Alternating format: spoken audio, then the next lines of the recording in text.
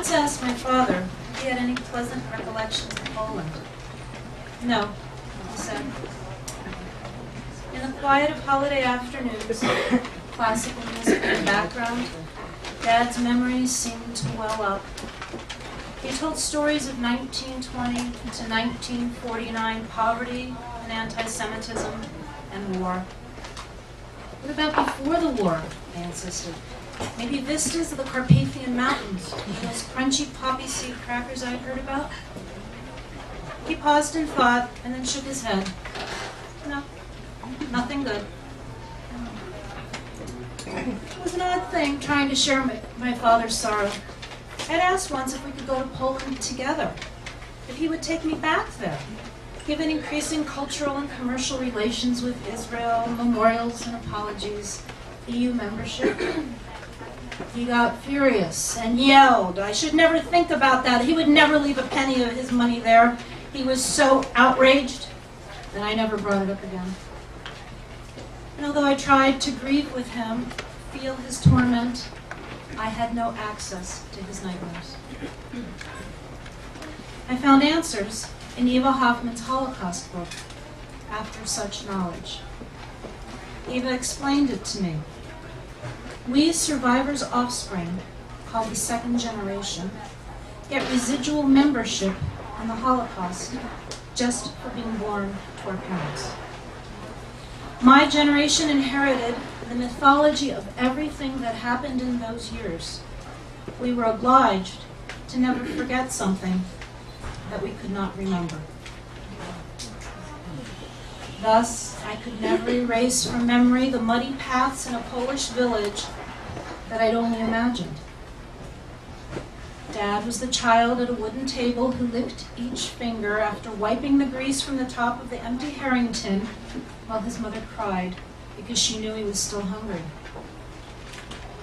He was the 15-year-old who swayed in prayer, blessing his father's journey to heaven, and then distributed beer from a horse and buggy 19 hours a day while dreaming of becoming a mechanic. In 1939, he was the head of house, who dispatched his 16-year-old sister, mixed among Polish peasant girls, to Germany, the land of philosophers and technology, believing that factory work among the cultured would be better than forced labor in the fields, and then arranged for his mother to hide while he went east in search of the Russian army. Later in America, he was the entrepreneur who gutted his emotions by working 70-hour weeks for over 50 years.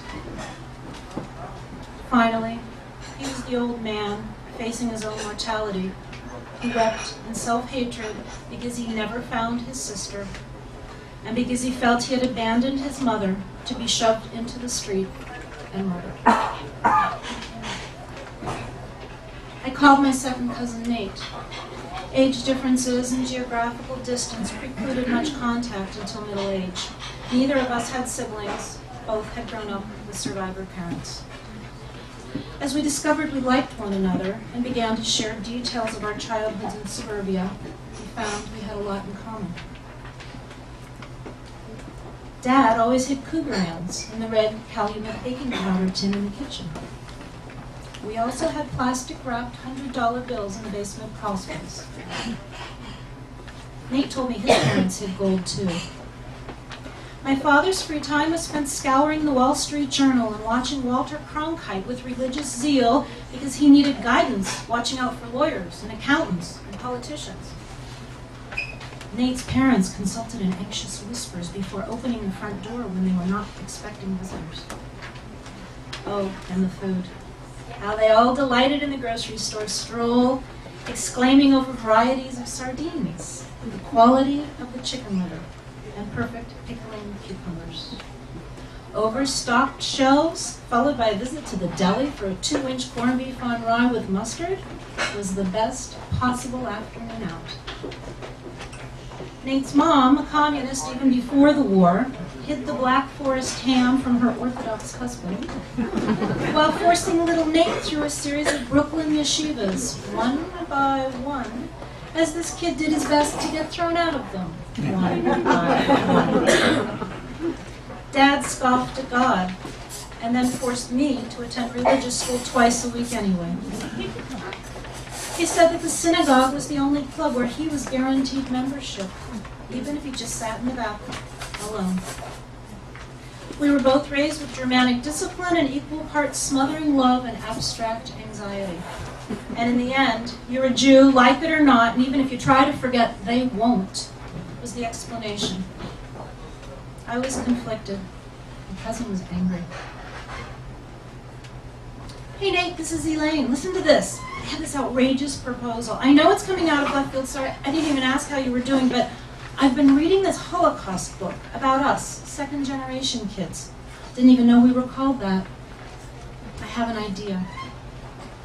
Yes, he said with rising intonation that slowed me down. Nate, what if we go together back there to their village in Poland? I waited, but there was no sound. Maybe he hadn't heard me. Are you there? Perhaps I needed to call back when... Yes, I'm here. Are you okay? I realized he was crying. Wait, do you even want to go? Yes, I'd go. With me? Yes, he said. I've thought about it. I wanted to go for a long time, actually, but I didn't have the courage, not alone, and not even to ask. Well, I'm willing to go. Would you want anyone else to come? No, that would be too hard. To have to think about anyone else. No, just us. You and I understand. I was quiet. He was quiet. And then he spoke up. That's one of the reasons I married Leslie. I needed someone who wouldn't understand, who wasn't part of this, someone who would be sane. I wanted my children to be kept away from it all, to let it die. But yes, I think you and I can do that. Go together? Well, look, I said, everyone's gone now. My father's dead, your parents, but we're free. You and I can go maybe in May, after the heavy snow. Dad always talked about how miserable that was. So yeah, I think we should go in the spring. He was quiet again. I listened to Nate's uneven breath, and I realized we got the leftovers. I longed to shred my early guilt from fun and toys and extraordinary education that Dad's little sister never had. My adult guilt of security and gluttony when I had been hunted and hungry. I wanted to be hopeful and trust people, to erase the anti-Semitism they detected everywhere, the creeping shadows of the Cossacks and the Nazis and the Ku Klux Klan who were eternally coming to get us. But we had no damn choice. We inherited the Holocaust. Okay, said Nate. Then he added, but does it have to be in May? I don't want to be there during a beautiful Polish springtime. Why, Nate? So we can suffer like they did? We can't. But I think it'll all be fine. And besides, they won't even know we're Jews.